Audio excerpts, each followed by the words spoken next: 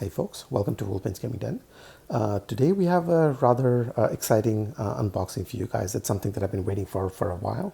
We'll be unboxing the game Red Rising Collector's Edition, designed by Jamie Stagmeyer and Alexander Smith, art by Jackie Davis, Miles Pensky, and Justin Wong. Of course, published by Stonemaier Games, with the solo mode by Atoma Factory.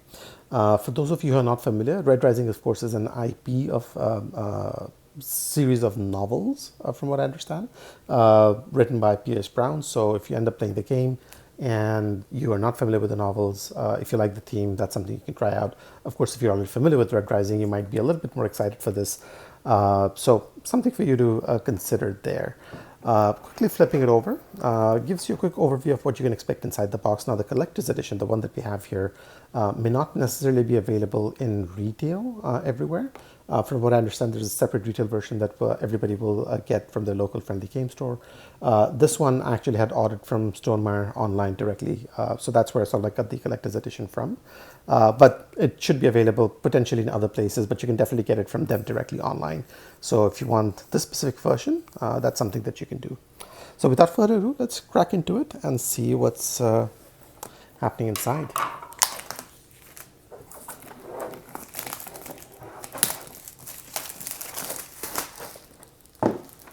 Alright, let's put the funky shrink off to the side. Now, first off, looking at sort of like the cover, there's a bit of a foil going on in here. Again, not sure if this is specific to the collector's edition or if this is going to be in all the versions that we have out there. But it's a very nice, attractive design. And once you're familiar with the series of novels by P.S. Brown, a lot of the color scheme and why it is the way it is will make a lot more sense. There is definitely sort of like commentary on class and societal structures going on in there. So keep that in mind as we go through it. Of course, we have sort of like this is the first printing. There's a unique number that's given on there. And then on the back, it is a card-driven game, so there's a lot of cards. I like it. There's a sort of like a minimalistic style that's going on in here, and I'm usually a fan of that kind of stuff. So, so far, I think my impressions are good, and hopefully it will continue as we go inside the box as well. So, first off, pretty traditional inside of the box. Next up, we have the rule book. And again, there's a linen finish going on with the rule book. So if you're familiar with the rule book for Wingspan, you will know the exact texture that I'm talking about here. So let's see what we have. We have a description of the components, cards, score pads, setup. Again, it's a card-driven game, so cards are going to be a big part of what we will potentially find inside the box right here. We have things on gameplay, anatomy of a character card, so it goes into a bit of a detail over there, location bonuses, house styles and the sovereign tokens, game end scoring, different characters, abilities, and how you add up all your different points. And then finally on the very back, just some quick links and quick questions, FAQ sort of like a thing going on in here.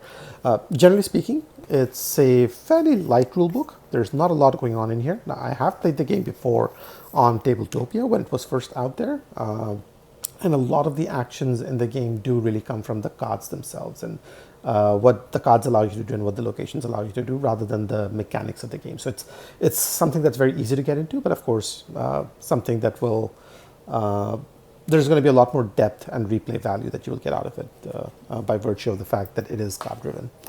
We have a separate book for the Atoma, so if you want to play solo, this is something that you would want to get through as well. And there are some separate setup instructions, gameplay instructions for those, as you might expect, as well as scoring instructions in there. So generally, I like the looks of this. I'm a little conflicted on sort of like this sort of, all black background.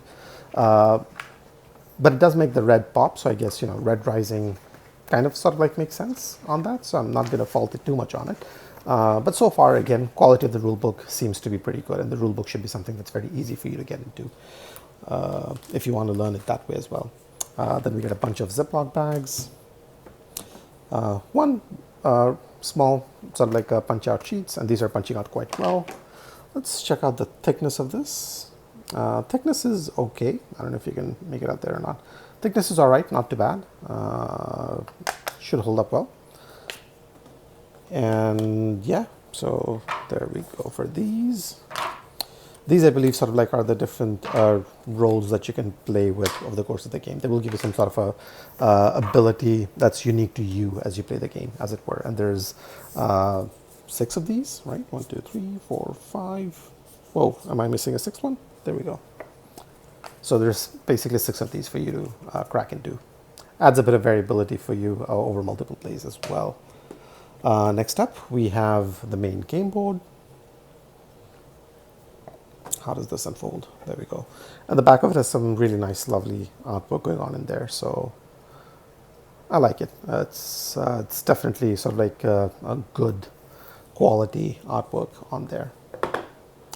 And then the game board itself is on the smaller end for sure, because again, well, most of what you're doing here is basically putting out cards, putting out that container with the resources in here, and so on.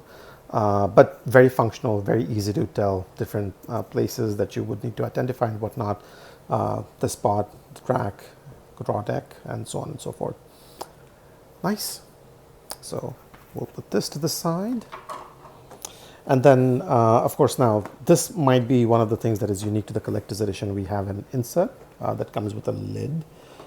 So I believe that the retail version does not or will not have that. So keep that in mind. So we'll take the lid off.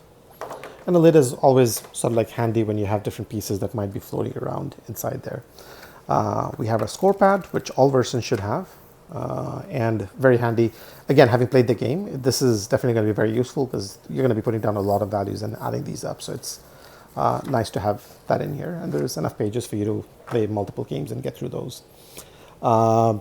Slots for different things. I'll need to figure out what goes in these, but there's a die in here. So that's the die that you can roll at certain stages and determine the benefit that you're getting, I think.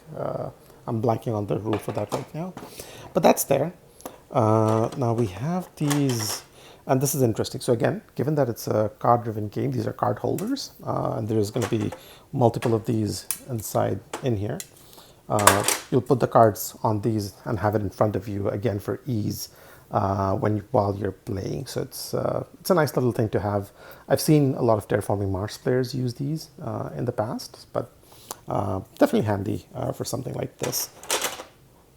And let's continue this way.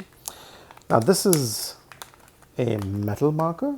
I believe that the base retail version does not have this in its metal form. I forget what form it takes. I don't know if it's cardboard or wooden piece or what it is. But this is, if I'm not mistaken, specific to the collector's edition. And it's a nice, there is heft to it. It is not light, so it is definitely metal.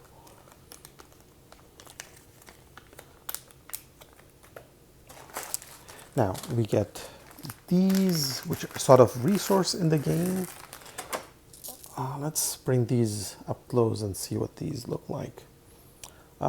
Pretty standard. There's not really a lot to write home in here. Good quality overall, but again, if you've used similar gems in other games before, I feel like that you would know exactly what these feel like as well. But the good thing is it doesn't seem to have a lot of the scuff marks that some of these do have in other games, so that's always a good sign. I don't know if that's because of what's used in the production here or just because it's new, but that's there. Now we'll crack into this box. There's something special in here as well, if I remember correctly. Oops, drop that, drop that. I'm just dropping stuff left, right, and center, aren't I? Let me pick that up. Here we go. So first off, another metal piece in the game. Again, not sure if this is going to be metal or something else in the regular retail version, but it is metal in here. Now, these resource cubes, from what I understand, and these are player pieces, I think, these are metal. And I think, again, the regular retail version does not have this in metal, but potentially wood or plastic. But this is metal in here, and again, it's nice, it's hefty, it has a really good uh, tactile feel to it. I like it. It's definitely feels nice.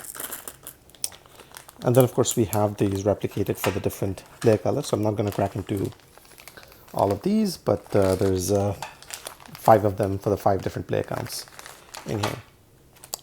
I forget what these are, but these are metal as well by the look of things. Oh, actually this is another player piece, so maybe it goes up to 6 players. I might have forgotten.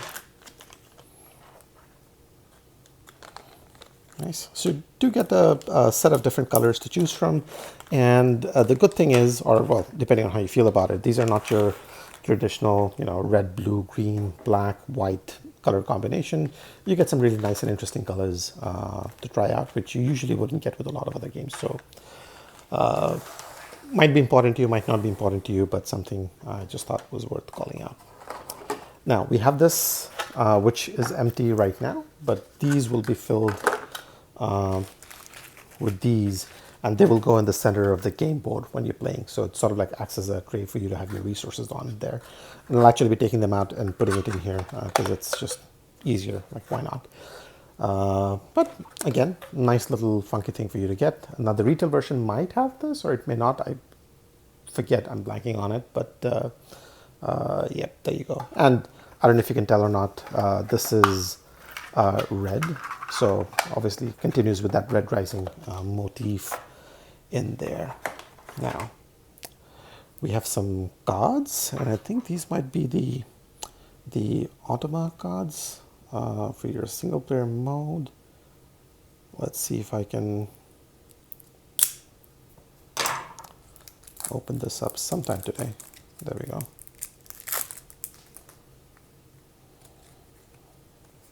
Even, odd, Automa. Yeah, these are the Automa cards. So if you're playing solo, this is the deck of cards you're going to be working with. Not a lot of artwork obviously going on in here, but hopefully this is easy to grasp and understand in terms of what the automated opponent is doing, right? So that goes there.